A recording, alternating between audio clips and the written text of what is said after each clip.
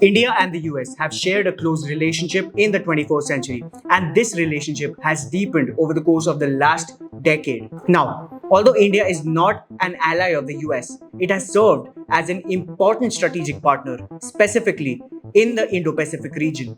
And not only that, but India is also part of the Quad, which is Quadrilateral Security Dialogue, which consists of India, the US, Australia, and Japan. Now, the purpose of this group is to ensure peace and security, as well as tackling economic and health issues in the Indo-Pacific region. But the broader agenda of this group is to contain the growing presence of China in the Indo-Pacific region. However, now it seems like the US is slightly moving away from India and prioritizing its relationship with the Philippines instead. So the US, along with Australia, Japan, and now the Philippines, has formed an alliance which is now known as the Squad. Here's the important part. The Philippines is an important ally of the US in the Indo-Pacific region, whereas India is an important strategic partner. And this is why it seems like the importance of Quad for the US is slowly fading away, because Quad consists of all members that are allies of the US, whereas Quad consists of India, which seems to follow a neutral policy and independent policy. Now, what do I mean by that? India is following a non-alignment policy, which means that India is neither aligned with the West nor the countries on the other side. India is also part of blocs like BRICS that are focusing on de-dollarization. And not only that, but India is also strategic partners with countries like Russia. And this independent and non-alignment policy of India is what the US is wary of.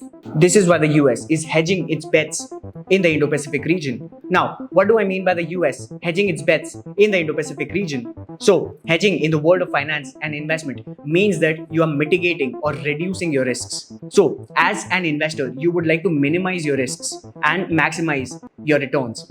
Now, how do investors go about investing in different kinds of assets? So, an ideal portfolio of an investor who is mitigating risks consists of 60% of stocks and 40% of bonds. And this is done to minimize the risks involved in investing in volatile assets, specifically stocks. And this is exactly what the US is doing in the world of geopolitics. It is hedging its bets in the Indo-Pacific region when it is betting on India as well as Philippines, and more so on Philippines as it seems now. However, it is also true that India's relationship with China are at a low at this point of time, and that India is an important strategic partner of the US, which can help the US tackle the growing presence of China in this region. But as per Ashley Tellis, who was a special assistant to the former US President George Bush, said that Quad was only one arrow amongst many in the US quiver to balance China. He further went on to say that in militarized crisis and conflict with China, the minilaterals like AUKUS and SQUAD, and most importantly, the US-Japan alliance will prove to be far more important than Quad. Simply speaking, he means that the US would benefit more from its allies than from its strategic partner like India. Now, there's a third alliance that has been mentioned here, which is AUKUS, which is a defense pact between Australia, UK, and the US. And it is also believed that AUKUS and SQUAD will collaborate in the future, specifically to address security concerns, which does not seem to happen with Quad, because it is more of a diplomatic alliance rather than a security partnership. And this is due to India's non-alignment policy, as I mentioned earlier.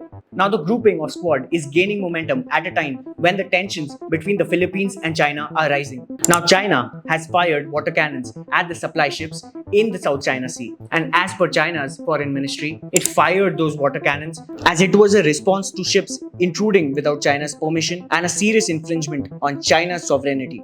Now, here's what China's leading media giant, Global Times, has said. And not only the Global Times, but many Chinese experts believe that the Philippines will be the Ukraine of Asia, and that the US is manipulating the Philippines and Manila is losing its autonomy and becoming a pawn of the US in the Indo-Pacific region. But here's the important question. Is the presence of Quad fading away? Now, India was hoping to organize a meeting of the Quad members earlier this year and also invited the US President Joe Biden as a chief guest at the Republic Day. However, President Joe Biden declined this invitation. And even after that, India tried to convene a meeting of Quad members before its elections, but that was also not possible. Even last year in May 2023, Australia had to cancel the Quad summit because Joe Biden had to postpone his trip to Australia due to debt ceiling negotiations. Now, the next summit of the Quad members is not likely to take place before the elections in the US that will take place in November 2024. And while the US envoy Eric Garcetti has said that the Quad summit will happen right after the US elections,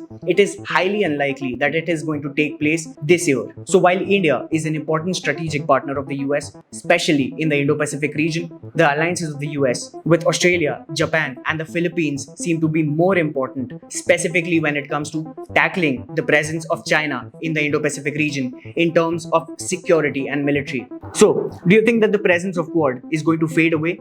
Let me know what you think in the comments below. If you found this video valuable, please share this video with your friends and family, and please subscribe to our YouTube channel. Thank you for watching this video and have a great day.